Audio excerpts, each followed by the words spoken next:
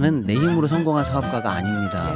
나는 사실 바보나 마찬가지입니다. 내가 한 건 없고 물려받은 게 다인 사람인데 왜 재판부는 나를 자수성가형 CEO라고 생각합니까? 억울합니다. 이런 얘기를 하고 있는 거예요. 억울합니다. 이게 우리나라 세계를 이끌고 가고 있는 굴지 기업의 회장 때문에 생기는 오너 리스크의 전형입니다. 모순 아닙니까? 정권에서 비자금을 만들어서 이 돈이 여기로 흘러갔을 때는 이 돈은 누구 돈이냐? 이것이야말로 국민 돈 아니겠느냐? 왜? 이건 이제 합법적인 돈이 아니기 때문에 그 돈을 우리에게 돌려달라는 겁니다. 나는. 국민 배당으로. 네, 그쵸. 네. 52년에 그 전쟁통에 우리나라에서 47만 명 태어났어요. 할 건 다 하신 거예요. 기성세대가 이런 말 할 자격이 있는지 모르겠지만 할 건 하자 좀. 젊은이들 들어라. 니네 돈 없다고 징징거리지 말고 그런 거 나처럼 보여봤습니다. 아껴 써라 이것들아. 정신 차려라. 전쟁 중에도 사랑을 했다면 네. 재토리가 아니겠습니까? 어르신들 이야기 많이 들어왔습니다. SK는 어떤 이슈가 지금 현재 있습니까? 일단 뭐 판결 나고 나서 네. 계속 이제 후속 보도들 여러 가지 내용도 나오고 있는데 1억 3천짜리, 예, 1조 굉장히 3천억. 예. 인상 깊은 사진이 또 온라인을 달궜죠. 뭡니까? 네.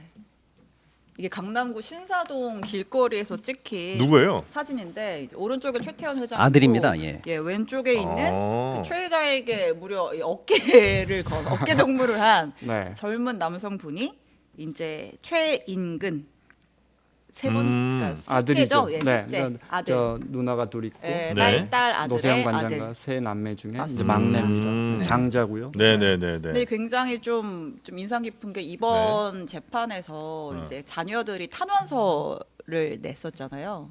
세 자녀가 어머니 네. 편. 어머니 편에서. 음. 예. 근데 그 이후에 이제 이런 사진이 공개가 돼서 예. 저는 약간 어떤 대화가 오고? 부모 자식, 부모 괜한 자식과는 의심으로 뭐. 네. 약간 엄플 이런 생각도 좀 해봤지만 너무 네. 불경한 생각일까요? 어차피 저는 너한테 갈 거 그거보다 더 아니냐.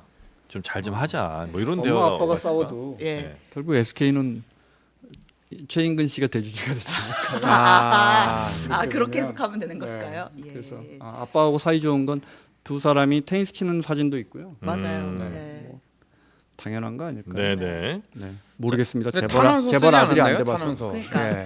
그러니까 이게 왜 약간 이게 그냥 아니 뭐 어차피 아무리 네. 뭐 엄마하고 그 아버지하고 불륜이나 뭐 이혼 소송이나 이런 게 있다 하더라도 네. 뭐 아들하고 사이 좋을 수 있지 뭐 이럴 수 있는데 네. 왜 저 사진이 주목받느냐 그 맥락이 있습니다.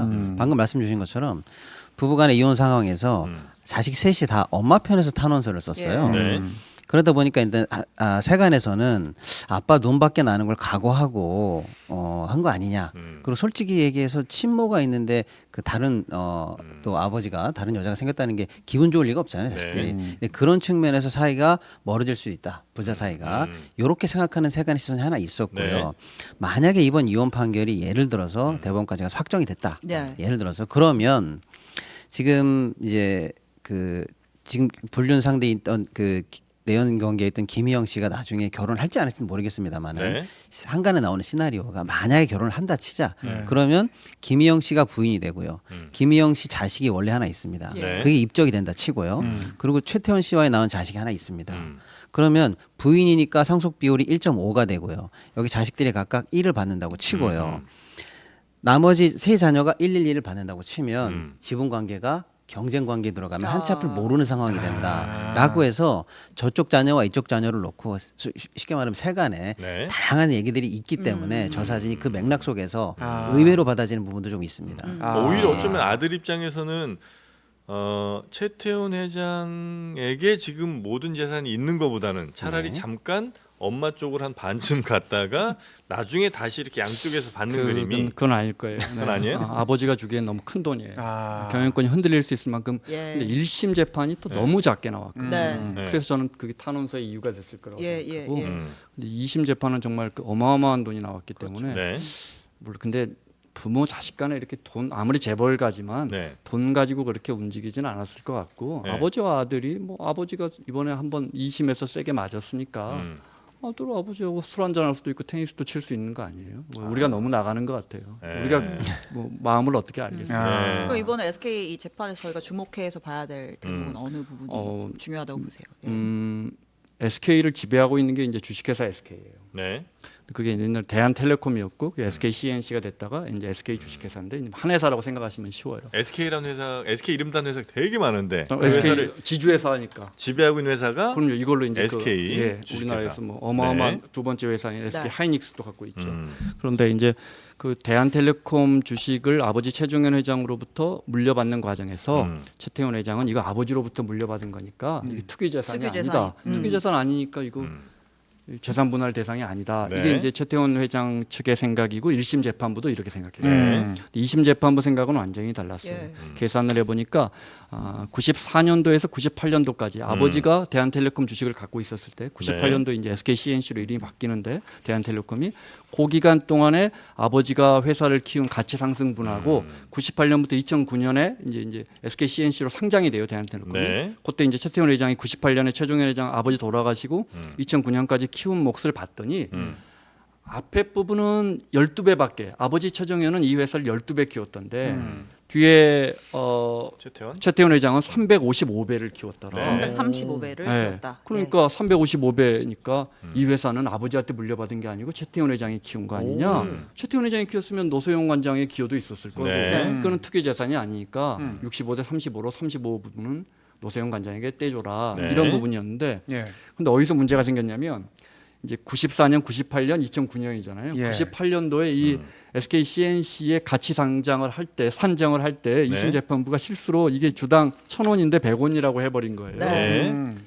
그러니까 이 셈법이 완전 달라져요. 이렇게 따지면 요 기간 동안 아버지는 12배를 키운 게 아니고 125배를 키운 셈이 되고 네. 최태원 회장은 요 기간 동안에 355배를 키운 게 아니고 35배를 키운 게 돼서 아버지가 키운 회사가 돼 버려요. 수치적으로. 아하. 2심 네. 재판부는 수치는 기자회견하고 3시간 만에 고쳤는데 결론은 똑같다. 똑같다. 아. 판정을 바꾸긴 그렇잖아요. 네. 네, 똑같다 하니까 이제 최태원 회장 측은 그럼 이건 대법원에서 받아주세요. 네. 어떻게 상수가 바뀌었는데 결론이 그렇죠. 똑같이 나오냐 계산이 이 부분이 제일 이제 네. 핵심이에요. 그러니까 이제- 최태원 회장이 네. 되게 재밌는 거예요. 내가 키운 거 아니야. 나 잘한 거 없고 우리 아빠가 되게 잘한 거야. 쉽게 말하면 그런 그렇죠. 거고. 아빠가 네. 키운 회사 물려받은 거니까 아내한테 줄 게 별로 없다는 예. 입장. 대신 이제 법원에서는 뭔 소리야?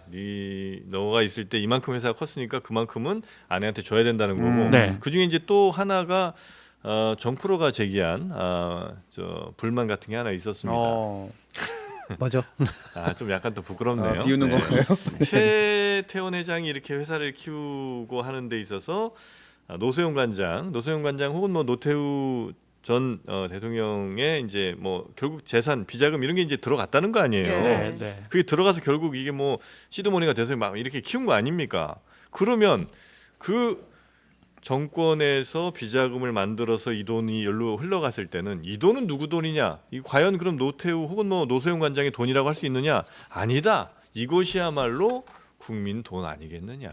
왜? 이건 이제 합법적인 돈이 아니기 때문에 국영기업이다. 그렇다면 그 돈을 우리에게 돌려달라는 겁니다. 나는. 국민배당으로. 네, 그 재판부에 제출된 그 김옥순 여사의 메모가 있어요. 예. 그 내용을 보면 선경, 그러니까 SK죠, 300억 원 적혀 있고 또 따로 최서방이라고 해서 32억 원. 이게 이제 대통령 이걸 월급으로 줄 수 제공했다. 있는 돈이 아니잖아요. 저희 비자금으로 판단을 했죠 법원도. 네. 네. 그럼 그 비자금이란 게 네. 뭡니까? 일단 뭐 공소시효 지났지만 네. 따져볼 필요는 있죠. 네. 그러니까 이제 이렇게 볼 수 있죠.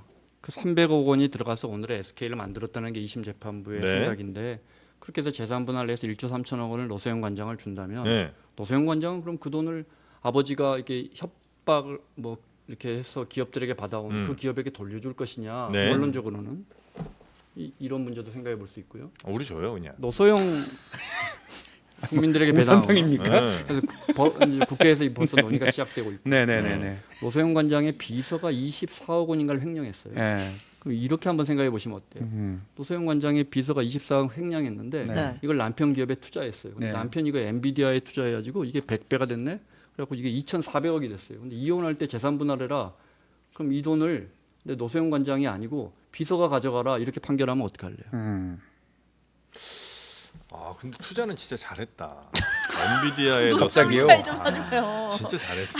아니 본인이 제기한 문제 아닙니까, 성프로님? 그러니까 사실 너무 이번 잘했다. 예, 네. 이번 판결에 이 알면 알수록 재미있는 게 네. 진짜 우리 사회에 네. 정말 근간을 흔들 만한 충격적인 내용들의 쟁점이 한 대여섯 개는 나옵니다. 그래요? 그 중에 하나가 방금 말씀하신 부분도 있는 네, 거죠. 네. 아니, 역사적으로 뭐 우리가 비자금. 예. 이미 그 비자금이 아니 그 군인이 무슨 돈이 있어요. 어차피 다 기업들로부터 그래. 또는 먹졸라서 불법적인 받은 돈인데. 네. 루트를 통해서 받은 돈이라는 네. 건 뭐 명확 관한 사실인데 네. 어쨌거나 우리가 합법적인 루트를 통해서 밝혀내지 못했단 말이에요. 근데 결국에는 그런 형사 절차나 범죄이익 환수 절차에서는 밝혀내지 못했는데 어쨌거나 가사 재판 내에서 그래도 사법부 내에서 네. 그 자금 루트에 대해서 명확하게 얘기가 나왔단 말이에요. 근데 이 부분을 그러면 우리가 다 봤는데 정말로 이걸 사적으로 그 두 부부의 이익으로 환수시키면 그만인 것이냐? 우리 사회 정말로 중요한 부분이 던져졌다고 보는 거죠. 정프로님 의견에 저도 동감하는 게 그렇습니까? 예를 들어서 이혼은 65대 30으로 나누는 건 나눠지겠죠. 네. 그럼 그 범죄 이익에 대해서 노소형만 가져가는 게 아니에요. 지금도 SK에 남아 있다는 거예요. 최태원 지분 내에서도. 그렇죠. 그러니까 저는 이 두 부부가 네. 동시에 이 부분을 해명하지 못하면 사실 국민적인 지탄이나 비판은 역사에 남는다고 최태원 보는 회장 거예요. 그 돈을 받은 예. 적이 없다고 하니까. 없다고 하죠. 예, 예. 300억? 그러니까 기업이 네. 정치권에 권력의 돈을 갖다 주지 네. 어떻게 정치권이 기업에 돈을 주는 구조냐 그때 당시에 아. 이런 입장이에요. 네. 네네네. 받았어. 그렇죠. 아, 이건 예. 농담입니다. 네네네. 그러니까 그런 논점이 네. 분명히 있기 때문에 그걸 그리고 우리 그때 사회 300억이면 보통 돈이냐고요. 그래서 지금 그게. 국회에서도 네, 진보당에서 이 네. 범죄 환수에 관한 법안이 준비 중에 있고 네. 우리 사회에서 그걸 어떻게 공적으로 환수할 것이냐. 네. 사실 그 두 부부가 어쨌거나 이번 소송이 끝나고 나면 좀 더 공익에 많이 환수함으로써 매듭을 지어야 된다. 이런 논의가 당연히 뒤따라야 되는 거죠. 네, 중요한 네, 네. 부분입니다. 제가 볼 때는요. SK도 그 아파트가 있죠, 이름이. 있을걸요? SK 무슨 뷰 있지 않나요? 아, 네. SK 무슨 뷰 뷰가 있죠. 맞다. 네. 뷰 있어요. 네. 뷰. 예. 아니 이제 그때 당시 아파트 한 채 1억도 안 할 텐데. 아십니까? 그럼요, 예. 그죠? 근데 이게 기본적으로 이제 우리 국민들이 이 사건이 재밌잖아요. 네. 드라마보다 재밌어요. 그래서 네. 이제 하나 드리고 싶은 말씀은 이게 하이닉스라는 기업이 물려 있어요. 하이닉스? 네. 네. 아 들어가야 됩니까 지금? SK 주식? 저는 그런 건 잘 아닙니까? 모르고. 예. 네. 네네네. 아시다시피 올해만 해도 한 20조 넘게 영업이익이 난 네네. 거대한 기업이고 네. 삼성전자 다음으로 지금 올해 우리 경제를 어. 책임질 기업인데 네. 네. 이거와 맞물려 있기 때문에 하이닉스가 얼마나 크냐면요. 현대차가 더 클 것 같아요. 하이닉스가 더 클 것 같아요. 시총 기준이요? 아니면 매출? 시총 기준으로 봐야죠. 시총 기준? 현대차 3개 정도 살 수 있어요. 하이닉스. 그렇게 커요? 우리가 현대차가 보통 포스코, 그러니까 포항제철 2배거든요. 건물 규모가요? 아이씨. 그러니까 모든 주식을 보통 아니, 모를 기업에 수도 있잖아요. 보통 기업에 그럼요. 독특하다. 네. 좋다. 아니 그 산업 독특하다. 규모인지 건물 규모인지 알아요. 맞아. 네. 인테리어인지 어떻게 좋은 질문이에요. 뷰가 다양합니다. 그래서 이제 하이닉스 팔면 네. 포스코, 그러니까 포항제철 6개 살 만큼 네. 최태원 회장이 키워놨어요. 네. 그래서 한 10년 만에 엄청나게 키워놨는데 아까 네. 이야기하신 것처럼 가업 승계형이라고 주장을 해야 되니까 내가 키웠다는 말도 못하는 거예요. 근데 예. 이제 이건 그분들의 사정이고 음. 우리가 중요한 건 하이닉스라는 어마어마한 기업이 있는데 우리 뭐 이게 우리 환율까지도 영향을 미쳐요. 네. 왜냐하면 여기서 이제 달러를 엄청 벌어오기 때문에 네. 지금 삼성전자가 고전하고 있기 때문에 네. 네. 이 경영권에도 연관 있는 문제다. 그렇죠. 이렇게까지만 이해하시면 되겠습니다. 네. 그러니까요. 근데 저는 네. 그 수준을 넘어간다고 보는 거죠. 어떤 뭐냐면 그러니까 예를 들어서 야 1조 3,808억짜리 소송이야. 엄청 크다라는 것 자체가 네. 충분히 가십이 될 만한데 가십 수준이 아닌 거예요. 최태원 회장이 SK를 지배하는 그 구조가 엄청 심플해요. 옛날에 복잡했는데 최태원 밑에 바로 주 SK가 있고요. 네. 주 SK 밑에 나머지가 다 쫙 깔려 있기 때문에 주 SK 하나로 모든 걸 지배하고 있다. 이렇게 보시면 됩니다. 최태원 회장이 갖고 있던 지분이 주 네. SK 지분이 17% 정도 되는데 그거랑 이거저거 다 합치면 대충 한 2조 한 2, 3천억 내외가 됩니다. 근데 지금 물어줘야 될 돈이 1조 4천억이에요. 네. 네. 네. 그런데 현금으로 줘야 법원 돼요. 판결이 최태원이 갖고 있던 SK 주식을 분할해라. 이랬으면 그냥 분할해야 돼요. 네. 예를 들면. 네. 그런데 이제 그렇게 분할할 때는 법원 판결에 의해서 공동재산을 분할한 거기 때문에 양도세가 없습니다. 네. 근데 현금 분할하라고 그랬어요. 네. 그럼 예를 들어서 1조 4천억을 마련하기 위해서 필요한 돈은 얼마냐면 1조 9천억이에요. 팔아서 현금을 만들어줘야 될 거 아니에요. 양도세가 세금 내야 어마어마하기 네, 때문에 네, 네. 그러니까 지금 최태원이 가진 현금성 재산 2천억을 뺀 SK 지분에 갖고 있던 재산이 약 2조 2천억 내외인데 네. 실제로 최태원 회장이 필요한 돈이 1조 9천억이에요. 거의 다 팔아야 돼요. 전 재산을 다 팔아야 되는 그러니까 상황이에요 지금. 주식회사 SK의 경영권이 예. 흔들리고 예. 그렇게 되면 하이닉스가 넘어갈 수 있고 그 말씀을 드리는 거예요. 맞습니다. 한건관님 이제 제가 이야기를 예. 해주셨는데 네. 이제 이 부분이에요. 예를 들어 재산 최태원 회장이 재산이 4조 정도 있는 것 같다. 2심 네. 재판부가 봤는데 네. 실제 그 정도 있어요. 그런데 이게 보면 SK 주식 대부분은 담보 잡혀 있어요. 뭐 그렇겠죠.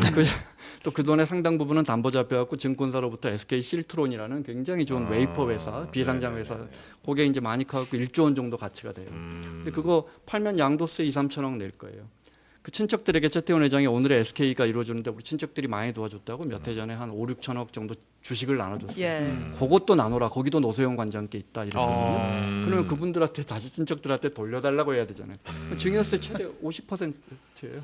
그러니까 이게 최 회장 이것 털고 저것 털고 나면 실트론 주식 팔 수도 없어요. 그 빌려준 사람들이 그 증권사들이 질권 설정해갖고 2027년까지 못 팔게 해놨어요. 그래서 더 팔려면 더 할인해서 팔아야 할 거고. 그다음에 우리 만약에 기자님이 사신다고 생각해봐요. SK 실트론 내가 1조 팔아서 재산 분할 해야겠어. 당연히 급한 거 알잖아요. 네. 제값 쳐주겠어요. 그렇죠. 네. 어. 쉽지 않아요. 그러니까 그러니까 이게 기대하고 계신 것 같은데. 아니 상상해 보니까. 아 상상하고 있어요? 이매진. 뭐 팔아? 나라의 여- 미래를 이야기하고 있잖아요. 여기서부터는 이제 우리 국민들 SK 이야기가 하이닉스 되는 거예요. 지켜야 뭐 지킬 필요도 네. 있다. 네. 뭐 네. 이런 거잖아요. 그러니까 네. 앞에까지는 아침 드라마였는데 예. 여기서부터는 조금 우리하고 관련이 있어요. 네. 여기까지만 이해하면 될 것 같아요. 아, 그렇습니까? 그러니까 이게 지금 시나리오가 이제 좀 쉽게 설명드리면 네. 가만 있어 보자. 방금 말씀 주신 것처럼 1조 9천억이 필요할지도 모르겠네. 네. 그럼 최태원이 돈이 어디 있을까? 현금 뭐 한 2, 3천억 있는 거 빼고 가만 있어 봐. SK 주 지분이 대부분인데 네. 이걸 팔 수 있을까? 팔면 전체 그룹 아까 말씀 주신 SK 하이닉스, SK 온 뭐 다 흔들리기 때문에 네. 팔지는 못할 거야라고 생각하는 거죠. 그러면 어떡하지? 그걸 담보 잡혀서 그 담보 잡인 돈으로 일단 주지 않을까라고 생각했는데 이미 60% 이상이 담보 담보가 잡을 것도 들어가 없어. 있어요. 예. 그럼 나머지 40% 가지고 담보 잡아도 담보 비율이 60% 잡히니까 또 답이 없는 거죠. 네. 그러니까 답이 없죠. 그럼 결국에는 돌고 돌아서 네네네. 예, SK 실트론이라는 비상장 회사를 갖고 있네. 한 30%, 29%인데 그거 팔는 수밖에 없지 않나라고 했는데 그거 팔면은요. 거기 지금 SK 실트론 관련해서도 문제가 복잡합니다. 그것도 네네. 하나의 논점이 돼요. 그거 대법원에 현재 소송 중이에요. 공정위하고 불공정 취득이니 뭐니 해가지고 그것도 시비가 많이 걸려 있어요. 팔기가 어려워요. 그러니까 보세요. 팔자 SK주 못 팔겠네. 담보 잡히자 부족하네. SK 실트론 팔겠지? 못 팔겠네. 그럼 어떻게 다시 돌아와서 SK주를 팔 수밖에 없는 거 아니야? 라고 하니까 이제 시장에서 이걸 경영권 문제로 연결시키는 겁니다. 그러니까 이제 이 아까 사진이 이해가 되네요. 그렇죠. 아들이 어떻게 아빠 어깨동무를 할 수 있나 봤더니 아빠 상황이 매우 안 좋아. 그래서 이거 저 1심 끝나니까 엄마 상황이 안 좋았는데 아빠 2심 끝나니까 아빠 상황이 안 좋아요. 그럼 애가 지금 건방지어 보이긴 대법원 하는데. 판결이 중요하겠네요. 고단수의 외교를 네. 하고 있네요. 근데 저는 굉장히 답답한 게 네. 예를 들어 이런 부분이 한 좀 논점이 나왔으면 좋겠어요. 그러니까 방금 말씀 주신 것 드린 것처럼 SK 이 그룹 자체의 지배권이 흔들거린다라고 하니까 주가가 올라요. 오릅니다. 네. 당연히 올랐어요. 네. 자, 그다음에 아까 최태원 회장은 2심 판결을 킬시키기 위해서 나는 내 힘으로 성공한 사업가가 아닙니다. 예. 나는 사실 바보나 마찬가지입니다. 내가 한 건 없고 물려받은 게 다인 사람인데 공존의 아이콘. 왜 재판부는 나를 자수형 자수성가형 CEO라고 생각합니까? 억울합니다. 이런 얘기를 하고 있는 거예요. 억울합니다. 예, 험블. 이게 우리나라 굴지의 세계를 이끌고 가고 있는 굴지 기업의 회장 때문에 생기는 오너 리스크의 전형입니다. 모순 아닙니까? 나는 능력이 없이 물려받은 사람입니다를 주장해야 되는 현실. 내가 흔들리면 오히려 주가가 올라가는 현실. 이거 우리나라 재벌들이 뼈아프게 받아들여야 돼요. 예. 제가 흔들리면 아마 구독자 좀 늘어날 것 같은 그런 생각이 살짝 좀 들기도 하는데 많이 좀 반성을 하겠습니다. 네. 자, 이거 우리 이상민 크리에이터가 네. 이 굉장히 관심 있는 이슈가 네, 이거 세 번째 주제. 저출산인데 어떻게 요거 해요 마요? 우리 이상민 당연히 크리에이터 해야죠 지금. 이게 예. 사실은 국가의 존망과 모든 게 존망, 연결이 돼 그렇죠. 있습니다. 발음을 그렇죠. 정확히 해주세요. 네? 국가의 존망. 아, 또 방송 그렇게 갑니까? 또. 우리말 나들이로 가세요. KBS 1으로. 아 KBS 죄송합니다. 네. 자, 그래서 아니 이렇게 터지는 방송은 처음이야. 모두 아, 이거- 존만 힘을 내요. 아, 지금. 이거는 김원장 기자님 탓이 제일 커요. 진짜. 죄송해요. 네. 네네. 네, 이런 프로인지 몰랐어요. 본인 관심 있는 거 네. 아니면 아예 그냥 손을 놔버리니까. 아, 저출산 근데 관심 있으시잖아요. 제가 얼마 네, 전에 네. 저희 경쟁 프로 3프로 네. 한번 봤거든요. 나오신 거. 네. 3% 경쟁 프로예요? 아, 제 마음속의 경쟁 프로입니다. 늘 이제 따라가는 입장에서는 그렇게 이제 경쟁 상대를 잡기도 합니다. 저도 뭐 애플이 또 경쟁 상대라 생각하니까. 인구 문제 이야기해요. 네. 네. 그래서 지금 인구 문제 어디까지 왔습니까? 출산율? 우리 이상민 크리에이터. 우리나라 지난해 합계 출산율이 네. 0.72명입니다. 박살났습니다. 4.3명, 아까 네. 4분의 3명 낳는 거예요. 지역별로는 더 심한 데가 많죠 지금. 네, 격차가 또 엄청 벌어지고 네. 2024년 올해 합계 출산율은 0.68까지 네. 떨어질 걸로 예상이 됩니다. 그래서 지난해 그- 서울은 0.55예요. 맞습니다. 예. 그래서 지금 대통령이 국가 비상사태를 네. 선언하지 않았습니까? 그 선언한 거에 대해서 뭐 정치권에서 많이 얘기들을 하는데 경제 전문가들이 보실 때는 그 대책이라고 할까요? 지금 현실 인식 이런 것들이 어떻게 적절한지 그 얘기 짧게 좀 듣고 마무리하면 어떨까 싶은데 우리 김 원장님 좀 힘 한번 내보시겠습니까? 아니 그 뉴욕 타임즈가 최근에 어떤 기사 썼냐면 한국이 중세 유럽의 흑사병 도는 것처럼 인구가 소멸하고 있다. 흑사병이요. 네.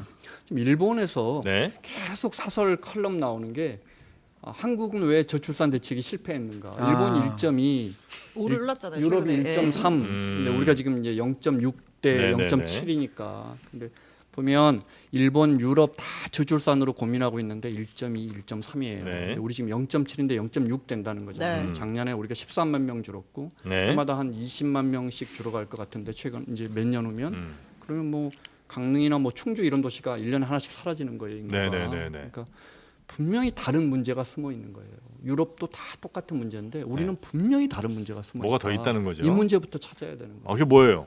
제가 볼 때는 지금 시간이 없는데 제가 볼 때는 우리나라가 우리 경제가 가는 속도를 조금 늦춰야 되지 않을까. 우리 너무 지난 수십 년 동안 너무 세게 달려와서 네. 정부도 기업도 개인도 네.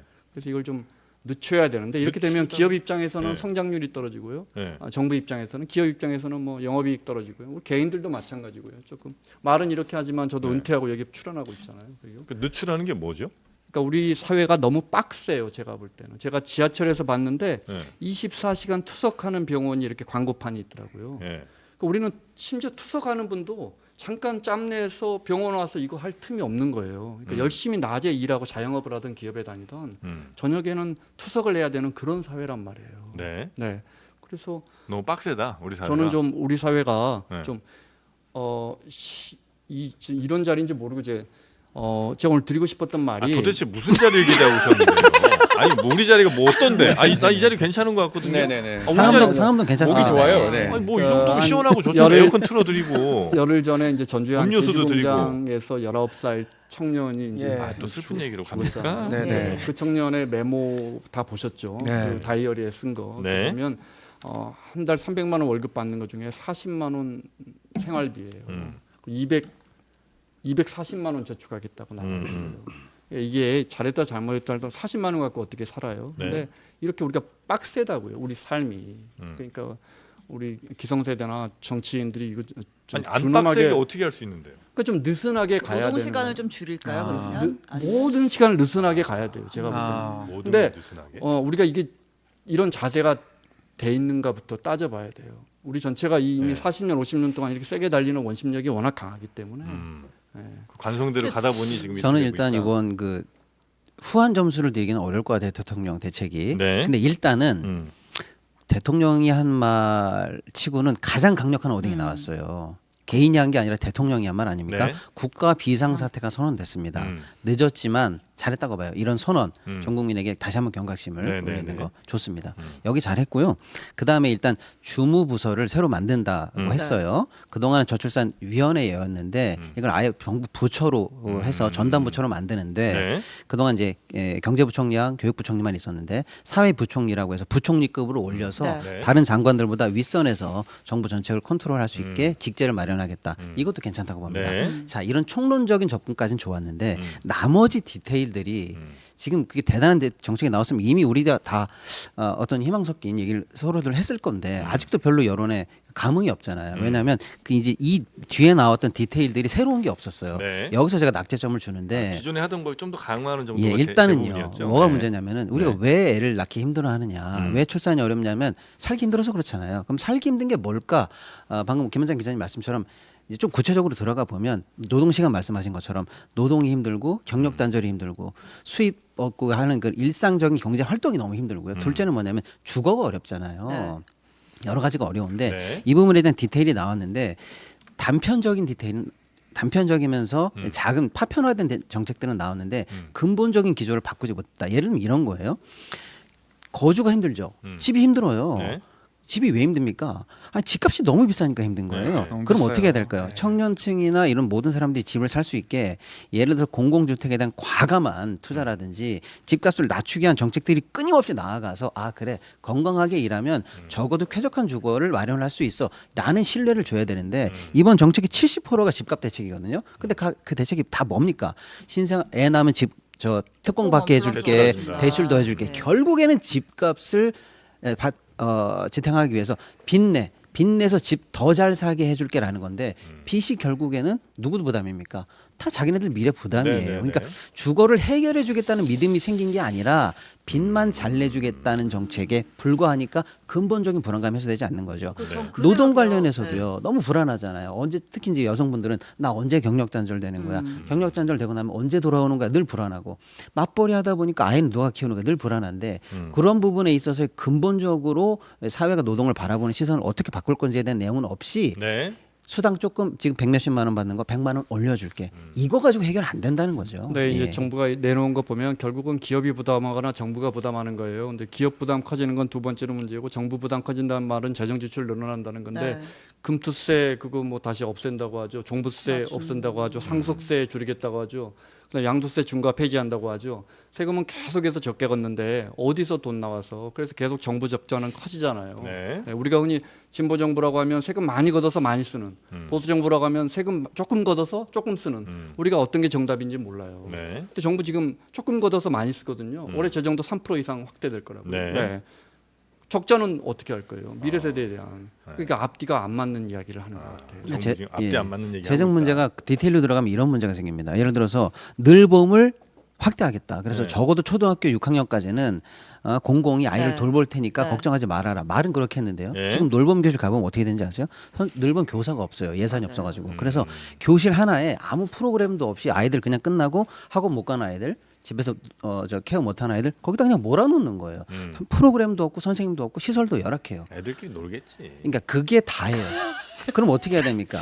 뭐 풀어놓습니까? 예를 들어서 이런 마인드야 이런 아이 마인드. 셋을 알았어. 낳을 수 있는 잠깐만, 나는 거라도 알지, 뭐 얘기는 어떻게 해요. 뭐 잠깐 그래요. 요것만 잠깐 얘기해. 오늘도 하나 가네요. 공격할 그죠? 생각만 하지 말고 공격 아니에요. 생각해봐요. 예. 리스펙 리스펙. 난 애들이 선생님과 함께 노는 거 나 이거 그렇게 썩 좋은 거 아니에요. 그래 왜요? 맞아요. 아이들은 네. 놀아도 창의력이 발휘됩니다. 네. 네네네. 애들은 아무런 룰 없이 그냥 지들끼리 있을 때 우리가 무슨 게임을 만들어 볼까, 어떻게 놀아볼까, 어떻게 재밌어 볼까를 서로 상상하면서 네. 거기서 이제 서로 커뮤니케이션하고 뭔가 아이디어가 생겨나는 거지. 예. 선생님이 야 좋은 프로그램 이거 있어, 요거 맛대로 해봐. 그래서 저는 애들한테 장난감 안 사주는 게 장난감이라는 게 사용 목적이 명확하단 말이에요. 얘는 이렇게 해서 오른쪽 두 바퀴 돌리고 하면 딱 돌아가. 네. 이거는 난 애들한테 별로 이렇게 썩 바람직하지 않다. 차라리 아무것도 없는 상황에서 손가락 발가락 꺾으면서 꺾어요? 어떻게 한번 재밌게 놀아볼까를 고민하는 게 훨씬 더 나는 아이들의 창의성에 도움이 된다고 생각을 하고 있고요. 네. 어쨌거나 오늘 또 가시고요. 근데 유의한 카드 사주셨다면서요? 네? 유의한 카드 사주셨다면서요? 유효한 카드 한번 사줬지. 네네네. 그 유효한 카드가 네.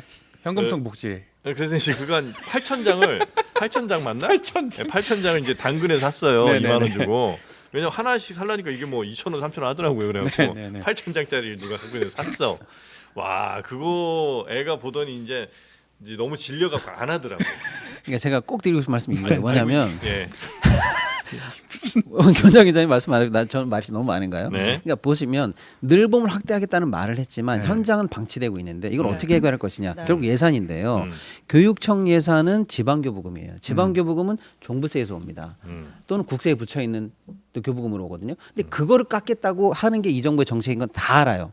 그런데 늘봄을 확대할 테니 아이를 맡기십시오라고 하니까 그걸 누가 미냐는 거예요. 이런 부조화가 일어나고 네. 있으니까 이 디테일한 데서 감동이 없는 거죠. 직접 또 고민하고 계신 우리 예. 두 젊은이들 이야기를 좀 들어봐야 돼요. 우리 늙은이들 얘기만 해서는 안 됩니다. 근데 네. 그러니까 집을 주면 주거가 진짜 이번 정책에도 많은 비중을 네. 차지하고 늘 우리가 정말 내 몸 한 곳 뉘을 것 없는데 아이를 어떻게 낳아요 이런 얘기를 많이 밥 먹듯 하지만 정말 집을 주면 아이를 낳을까요?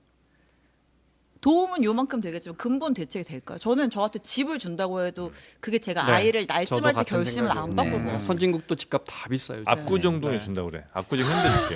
그럼 좀 고민을. 그거 봐, 근데 어차피 그런 집은 안 주잖아요. 어차피 어. 평형 제한도 있고 뭐 그렇겠죠, 이게 여러 가지 그렇겠죠. 공공주택으로 네. 하는 것도 이렇게 제한이 있잖아요. 네. 근데 결국은 그러니까 집이라는 거는 사실 기본 세팅인 거지. 아이를 키울 때 결국은 내가 이 아이한테 평생 교육을 시키고 뭘 하고 할 때 돈이 들어가는데 내가 평생 돈을 벌어서 그 내 생애 소득이 있지 않는다는 그 보장이 안 되면 아이를 낳겠다는 결심을 하기 힘들죠. 그렇지. 아, 네. 핵심인 것 같아요. 그렇지. 네. 이게 사다리가 올라갈 수 있는 실제로 준비가 지금 있느냐. 2030 진짜 청년 핵심이죠. 세대가 지금 단군일에 가장 빈곤한 세대거든요.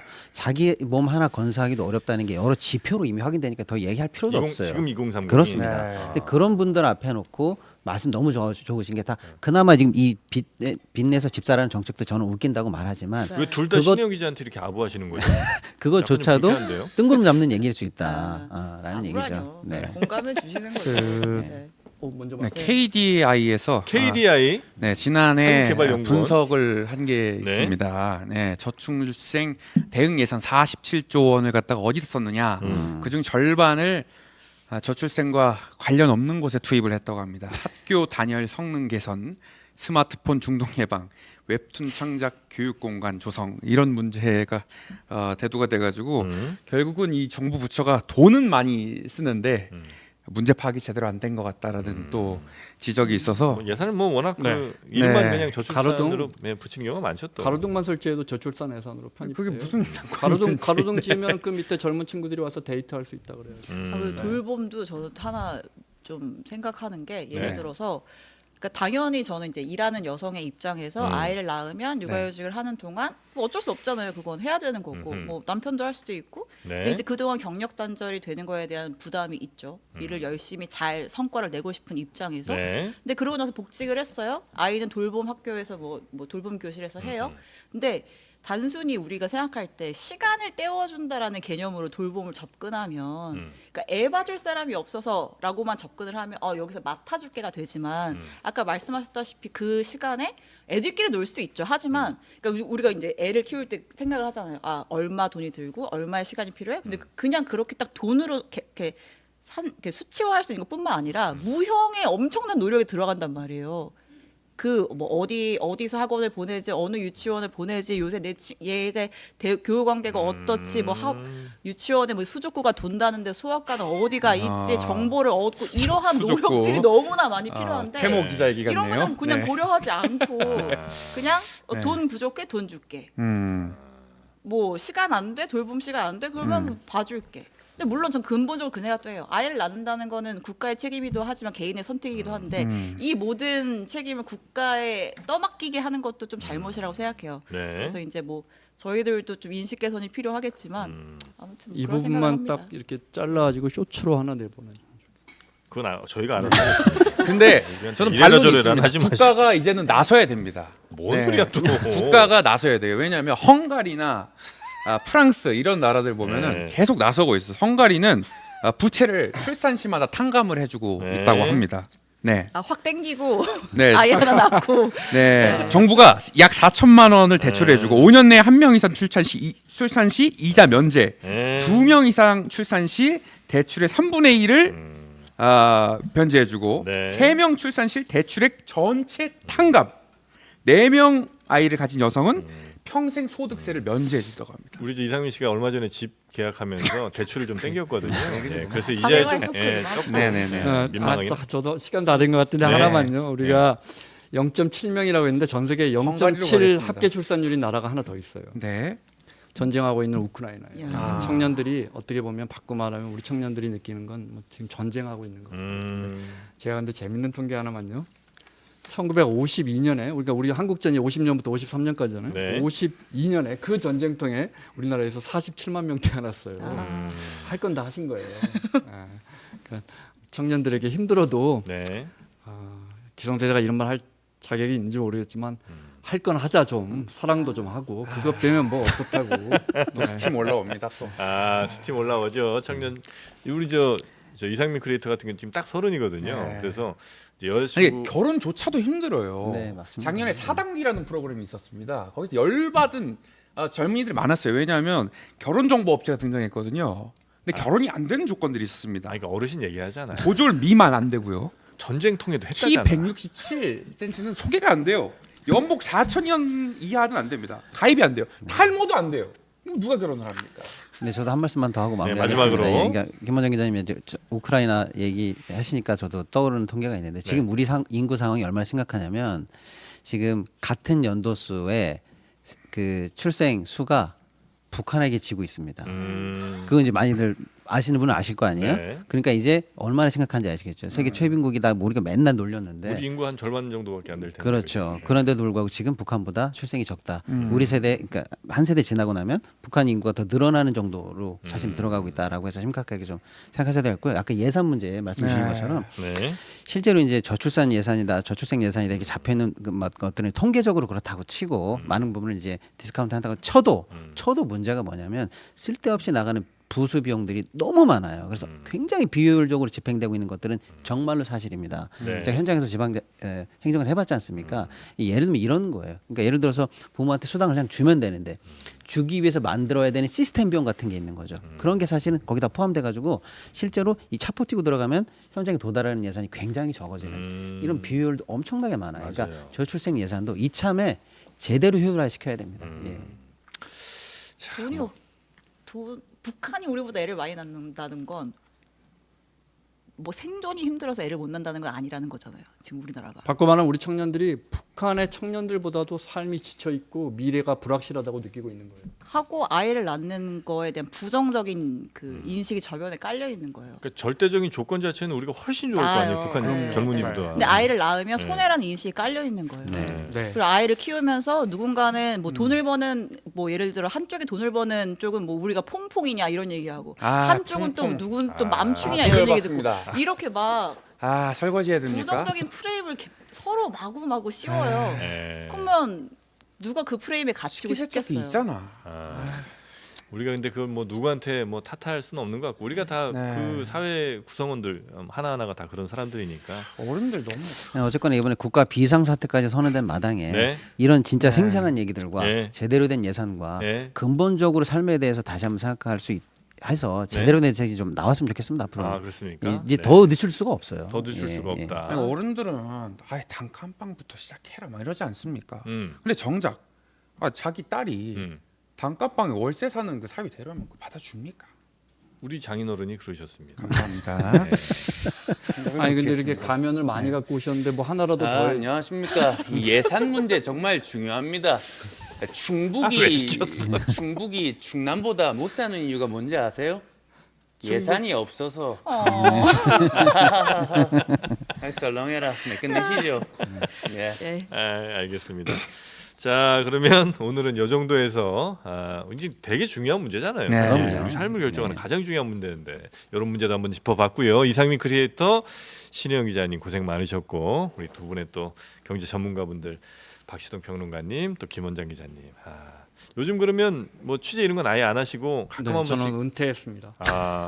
먹고 살만 하신 거죠? 속도를 그러니까? 좀 늦춰보려고요. 그렇습니까? 네, 아주 축하드립니다. 지금 이제 돈 들어갈 데가 별로 없다고 봐야 될까요? 네. 축하드립니다. 조금 쓰면 되죠 뭐. 네. 덜 쓰면 된다. 네. 젊은이들 들어라. 니네 돈 없다고 징징거리지 말고 그런 거 나처럼 해봤습니다. 아껴 써라 이것들아. 정신 차려라. 전쟁 중에도 사랑을 했단 말이에요. 네. 개소리가 아니겠습니까? 어르신들 이야기 많이 들어왔습니다. 네. 자, 저희는 여기서 인사드리고 내일 오전 11시에 다시 여러분 찾아뵙도록 하겠습니다. 함께해 주신 여러분 고맙습니다. 감사합니다.